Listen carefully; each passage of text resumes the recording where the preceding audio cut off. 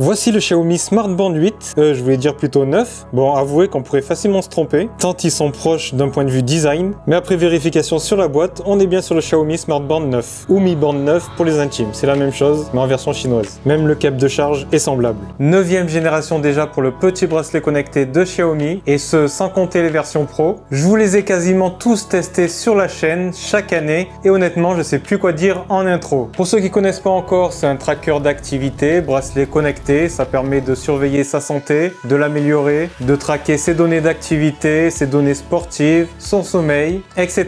Et ensuite, au sein d'une application, Mi Fitness, vous avez tout plein de graphiques, des données et des idées d'amélioration. C'est toujours pas cher, c'est trouvable aux alentours de 40 €. Certaines années, ils avaient augmenté un petit peu le prix. Ça n'a pas dû être bien perçu du côté des utilisateurs, mais maintenant, franchement, 40 €, c'est un bon prix. Et donc du coup, si ce test vous intéresse, restez connectés.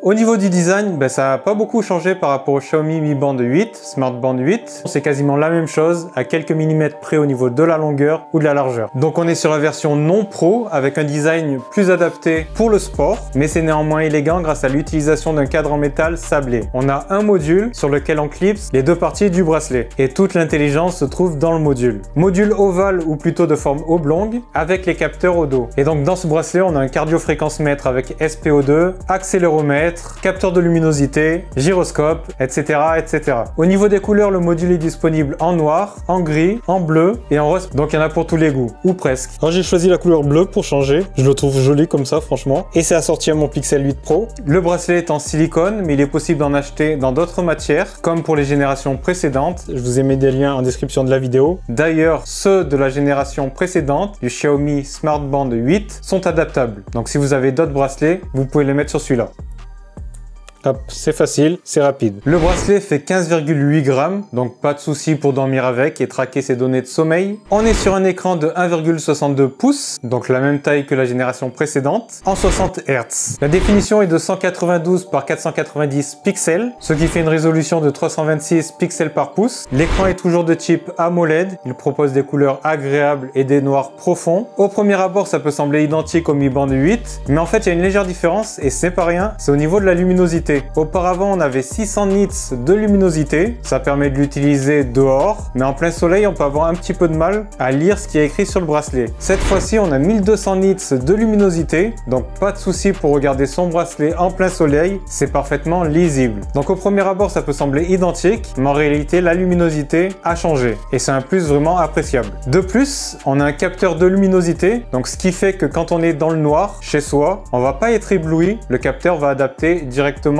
l'affichage. Et idem quand on est dehors, le capteur va adapter l'affichage pour un environnement au soleil. On n'a toujours pas de bouton, tout se fait au tactile, soit avec des appuis, soit avec des glissements. Mais pas de souci, on s'en sort bien. Même si un bouton, ça aurait pu être utile pour certaines fonctions. Si vous n'aimez pas le cadran, l'écran principal du bracelet connecté, ne vous inquiétez pas, vous avez un énorme choix de cadrans pour le remplacer. Vous pouvez les télécharger. Il y en a certains déjà intégrés dans le bracelet. Sinon, vous allez dans l'application Mi Fitness et vous avez des centaines de cadrans différents. D'ailleurs, il y a certains cadrans qui permettent de jouer à des mini-jeux. Vraiment des jeux limités. Si vous avez 30 secondes, 40 secondes à tuer, vous pourrez tester. Si vous êtes un sportif, vous devrez apprécier, il y a de nombreux modes sport. Il y a plus de 150 modes sport différents. Ça va permettre de traquer vos données sportives de différentes manières selon le sport. Maintenant, il faut être précis, plus de 150 modes sport, mais pour certains, ça va être un tracking plutôt limité. La fréquence cardiaque, la distance, quelques données de ce genre. Alors que pour d'autres activités sportives, ça va être un tracking plus précis. Depuis quelques générations, Xiaomi propose des accessoires pour aller avec son bracelet, notamment un pendentif pour le porter comme un collier, comme un accessoire de mode. Le problème, c'est qu'on sera limité au niveau du tracking de l'activité. Sinon, il est aussi possible d'acheter un clip de course. Ça va permettre d'attacher le module à sa chaussure et d'avoir au passage des données plus précises pour les activités de course, le footing, etc.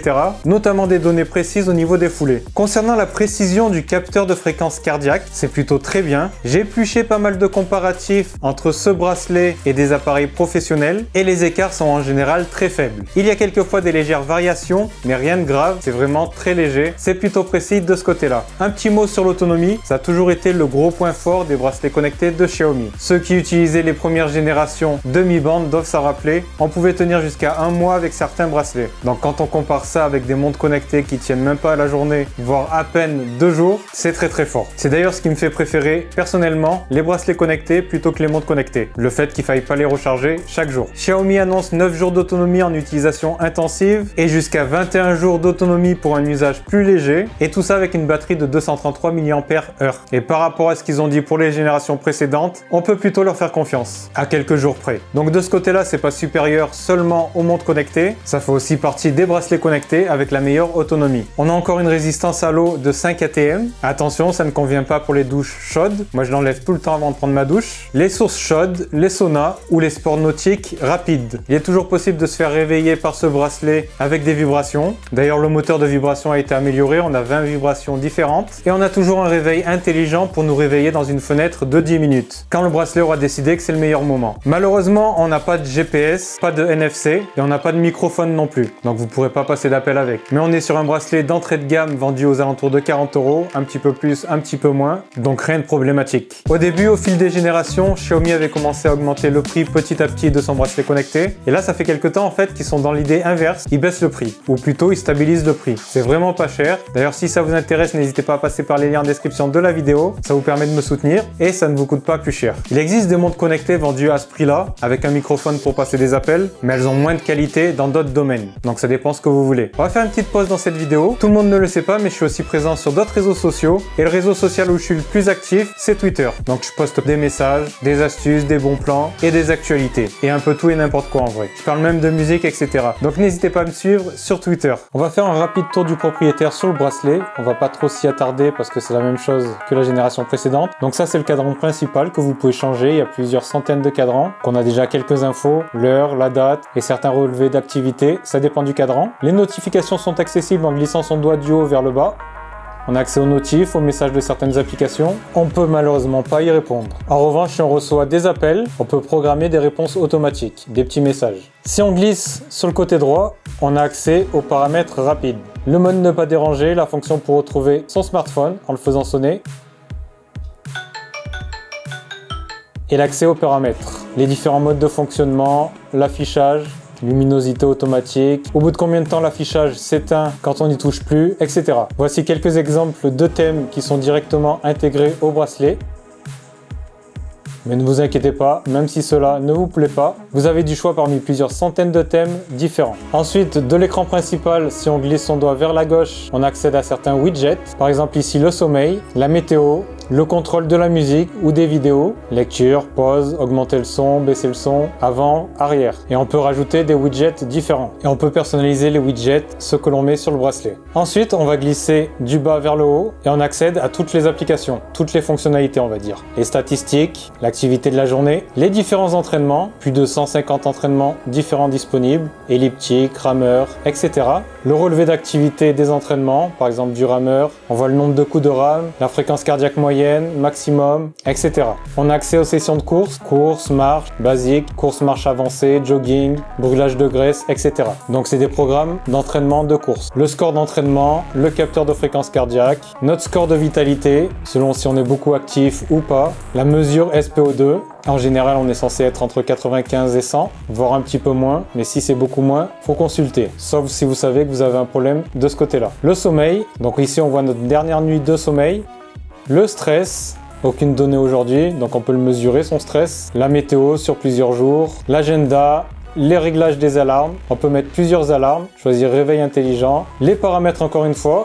Et dans plus, on a un chronomètre, le contrôle de la musique, trouver le téléphone, une horloge mondiale, mettre en sourdine et contrôler l'application appareil photo. On a aussi les tâches, les événements, la respiration. L'application Mi Fitness est compatible avec les smartphones Android à partir du 8.0, mais aussi avec les iPhones à partir d'iOS 12.0. L'application Mi Fitness peut transférer des données vers des applications tierces, comme Zepp Life, c'était l'application qui était utilisée auparavant sur les bracelets de Xiaomi, Strava, Google Fit ou Suunto. Donc si vous avez l'habitude d'utiliser ces applications-là, ça vous permet d'avoir toutes vos données dessus. L'application MiFitness n'a pas beaucoup changé. On retrouve toujours les onglets santé, entraînement, appareil et profil en bas. Sur la partie santé, on va retrouver les calories, le nombre de pas, les mouvements, les données de sommeil. On va avoir un petit animal qui représente notre sommeil, donc toujours sous forme de graphique, avec différentes infos, différents conseils. La partie entraînement, comme son nom l'indique, c'est là où on va retrouver tout ce qui est entraînement. Cette partie a un petit peu changé, notamment la disposition en haut. Ça va nous permettre d'activer des entraînements, donc avec un GPS qui s'affiche,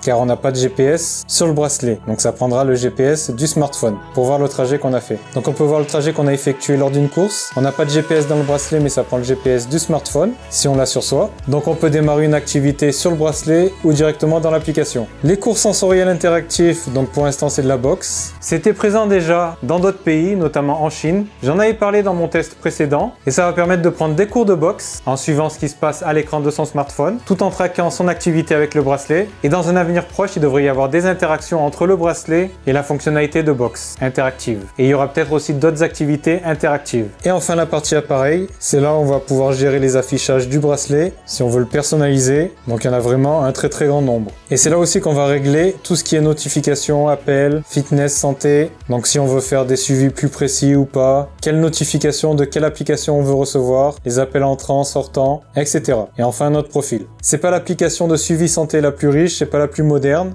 mais ça reste correct. On voit tout ce que l'on veut voir. Il est possible de dupliquer les notifications du téléphone, c'est-à-dire toutes les notifications qui arrivent sur le téléphone, elles arrivent sur votre bracelet. C'est pas ce que j'utilise. Et sinon personnalisé. Moi c'est ce que je fais en général. Et il n'y a que certains types de notifications que j'accepte sur le bracelet. J'accepte Messenger, Signal, WhatsApp, voilà les applications de ce genre quoi. Donc pour conclure un petit peu, ce bracelet c'est pas une révolution, vous l'avez compris, il reprend beaucoup de choses de la génération précédente, il double la luminosité, il passe de 600 nits à 1200 nits et ce n'est pas rien, notamment en plein soleil. Sinon il n'y a pas franchement de nouvelles fonctionnalités, on reste sur le même style de bracelet. Ce qui a été surtout amélioré c'est la précision du suivi de l'activité, de la santé et du sommeil. Mais sinon franchement vous le regardez, c'est le même bracelet presque, pas de grosse différence. Au niveau des plus, j'ai noté la luminosité, on a un écran très lumineux, la précision des données et puis franchement c'est pas cher. Dans les moins il y a peu de nouveautés, franchement c'est le même bracelet au niveau des fonctionnalités et il n'y a toujours pas de GPS ni de NFC. Le GPS c'est normal, c'est réservé pour le modèle Pro. Le NFC c'est toujours pas là, je crois qu'il y a juste eu la génération Mi Band 6 qui a eu le droit à une version NFC. Mais il me semble que s'ils le refont pas c'est parce qu'ils ont des problèmes de partenariat avec les banques, dommage. Maintenant c'est pas parce qu'il y a peu de nouveautés que c'est pas un bracelet recommandable, au contraire c'est un bracelet abouti et même pas seulement pour son prix, c'est pas juste pas cher avec pas de qualité, c'est de la qualité à pas cher. Mais évidemment c'est pas une Apple Watch. Si vous êtes utilisateur de ces bracelets connectés, n'hésitez pas à me dire quel modèle vous avez, si vous avez acheté des Mi Band sur les générations précédentes. J'aimerais bien savoir si vous avez une ancienne version qui vous suffit toujours. Certains ont peut-être une très vieille version de Mi Band et il n'y a peut-être rien qui leur donne envie de changer. Ce Mi Band 9 est adapté à plusieurs types de personnes, notamment aux sportifs, pas les sportifs de très haut niveau qui achèteront des bracelets plus haut de gamme ou des montres connectées plus haut de gamme, mais sinon pour suivre ses activités sportives c'est top, d'autant plus que la précision a l'air d'être là. Mais même si on n'est pas sportif, ce bracelet est utile. Personnellement je ne suis pas tout le temps sportif, c'est par période on va dire. Moi j'apprécie par exemple le fait de pouvoir laisser mon smartphone un petit peu loin, de pas l'avoir forcément sur moi, de recevoir quand même certaines notifications. J'ai réglé de sorte à ne pas recevoir toutes les notifications du smartphone sur le bracelet, seulement certaines, seulement les plus importantes, notamment les messageries personnelles. Et des fois ça fait du bien d'avoir un petit peu son smartphone à distance. Et enfin si vous avez envie de surveiller votre santé, votre sommeil, vous aurez tout un tas de données plutôt intéressantes avec le bracelet et l'application. N'hésitez pas à me dire ce que vous pensez de ce bracelet. C'était Joe pour Culture Chronique. Ciao ciao.